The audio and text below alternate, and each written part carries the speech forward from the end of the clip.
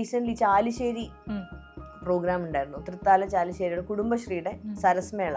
അത് ഈ പറഞ്ഞ മാതിരി ഇപ്പം ഏറ്റവും അടുത്ത ഓർമ്മയിലുള്ള കാര്യം ഞാൻ പറയണേ, അതൊരു വല്ലാത്ത ഓഡിയൻസ് ആയിരുന്നു. നമ്മളിങ്ങനെ ആളുകൾ ഒഴുകി വന്നുകൊണ്ടിരിക്കുക എന്ന് പറയില്ലേ, അതിന്റെ ഏരിയൽ ഷോട്ട്സ് ഒക്കെ കാണുമ്പോഴാണ് നമുക്ക് മനസ്സിലാവുന്നത് ഇത്രയും പേര് ഗ്രൗണ്ടിൽ ഉണ്ടായിരുന്നു എന്നുള്ളത്. പക്ഷെ എല്ലാവരും ഭയങ്കര എന്താ പറയാ, നല്ല സ്നേഹമുള്ള നല്ല മനുഷ്യര്.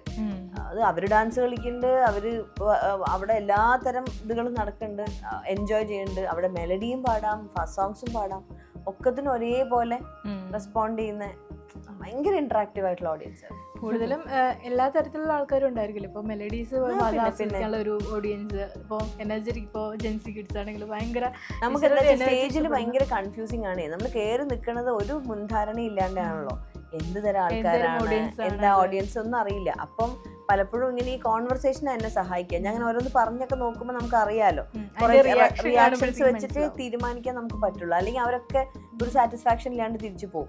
പക്ഷെ എന്താ പ്രശ്നം വെച്ചാല്, ചിലപ്പോൾ നമ്മൾ ഈ ഫാസ്റ്റ് സോങ്സ് മുഴുവൻ ഫുൾ ഫോക്കസ് ചെയ്ത് ചെയ്യുമ്പോൾ എന്താ വെച്ചാൽ, ഇതിനിടയിൽ ഈ ഭയങ്കര മെലോഡിയസ് പാട്ടുകൾ കേൾക്കണം എന്ന് ആഗ്രഹമുള്ള കുറെ പേരുണ്ടായിരിക്കും.